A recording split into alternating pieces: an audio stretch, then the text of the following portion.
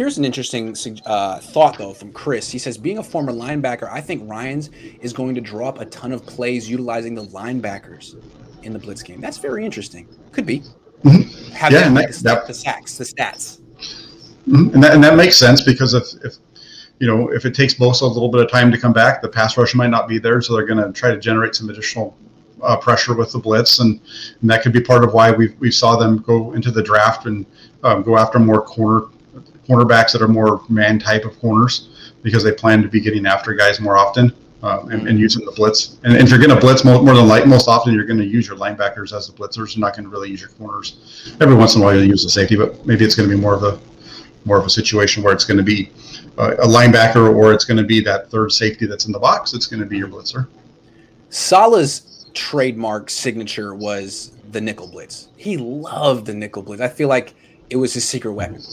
Don't know what D'Amico Ryan's going to do. He might want to do something else. I mean, I remember Vic Fangio, who was a longtime linebacker coach like Ryan's, like Salah. He liked to blitz Bowman and Willis.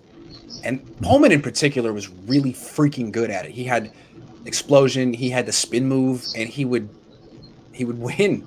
So I wonder if maybe we'll see a little bit more of that from Dre Greenlaw, Fred Warner. Mm-hmm. And of those two, who would you say is the better blitzer?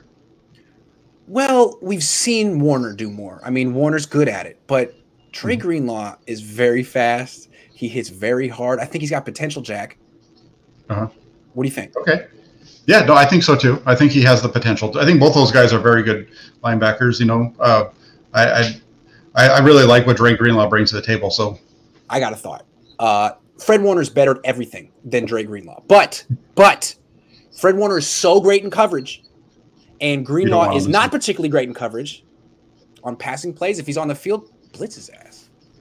Yeah, that would make more sense, right? You'd rather not give up your best cover guy to get after the quarterback if you could. So you'd want to maybe bring him and allow your other linebacker to be the guy that's chasing down the back, or a tight end out of the backfield. We just figured it out. Dre Greenlaw, 10 sacks this year. We got it. Thank you, Chris. 10 sacks, Dre Greenlaw. There it is. There you go. D'Amico, don't worry. We're here for you. And D'Amico can say, I developed him, I scouted him, I unleashed him, and that's my creation. Maybe that's his K'Wan Williams. I think, Dre, be ready, Dre. Be ready, Dre. I don't think so. Good job. Good job, Chris. I'm out of topics for today, man. I don't know. I wanted to have a longer show, but I feel like this was a good one. I'm sorry I don't have more. It's dry right now. There was supposed to be practice today. Gosh darn it.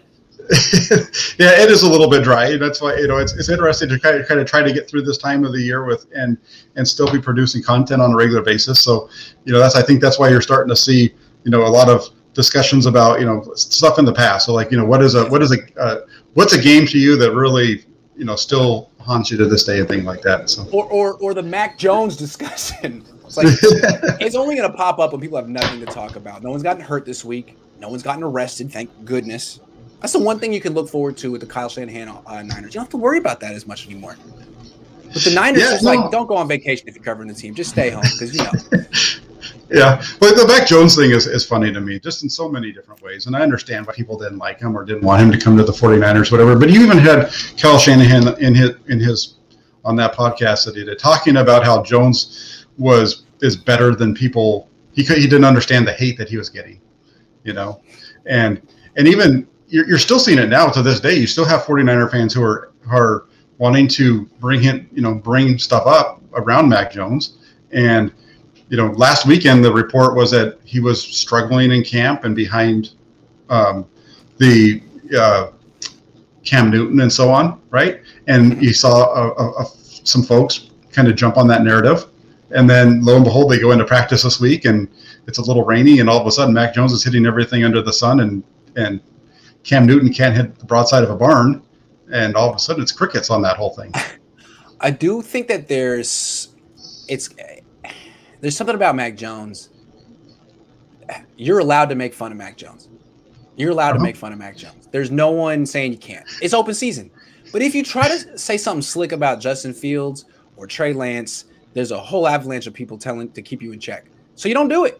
But Mac Jones is fair season, open season, and you want to make fun of someone, so Mac Jones gets all of it. All of it.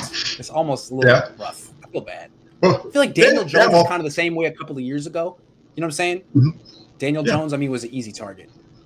Yeah, for sure. And even Chardall, he even came out and said that Mac Jones is fat. So, you know, he's all there. But hold on, I want to say something real quick. I'm not 100% certain that that's the real Chardall. I'm not either. Chardall, if you're out there, are you Chardall 49ers on Twitter? Because I'm not certain. I'm gonna find out. He's gonna call in on Saturday, and we're gonna find out whether it's Chardall or someone trying to be Chardall for clout, which is terrible. But it also shows you how freaking popular Chardall is, that someone would take the opportunity to pretend to be him. So I don't know. Yeah. I don't know. I did see that be questioned today, and I could understand some of it because some of the stuff doesn't really necessarily seem like things that he'd be saying. But yeah, I'm open-minded, but I'm also skeptical. Let me say real quick, if you want to subscribe to my Twitch, you can do so for free. You go to Amazon Prime Gaming, log in with your Amazon account, click on Activate Prime Gaming, go to my Twitch, twitch.tv/RealGrantCohn, subscribe. There's a free option once you've activated your Prime Gaming. And if you do that, you get a complimentary invitation to my VIP Discord, which Jack Hammer has been known to make a cameo in every once in a while. Vish, Jesse, all the heavy hitters. You can bump elbows, rub elbows, metaphorically speaking, with the movers and shakers of the industry. Also, Jack has a Discord as well that his son set up for him, so you can check. Yeah, that's why when you say that I'm smart with technology or better than technology, no, I'm not better than technology. I just got a 17-year-old that knows all this stuff way better than I do. Wow, he's 17 now. I've known you a long time. That's crazy. Yeah, I know. That's crazy. That's one of the funny things, you know, that I don't think people really know a lot about, is that you and I have debated and back and forth for going on 10 years now from, you know, when you were started at the Press Democrat. That's true. 10 years. And the thing about it is, when you debate in comment sections, kind of like Twitter, it's not nice.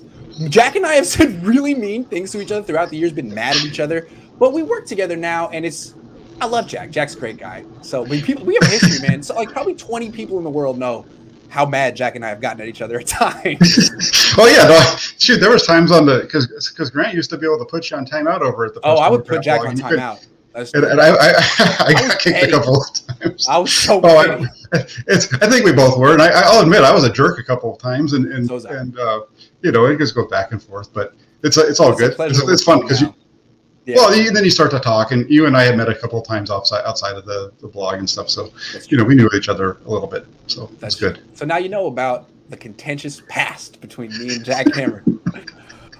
Okay, guys, I'm gonna finish up. Jack, next time I'll have more topics, I promise. But I still blame Kyle Shanahan for not. We should have practice today. That's on you, Kyle. It's on you. Yeah, we should. We should have something to be talking about besides why we're not having practice.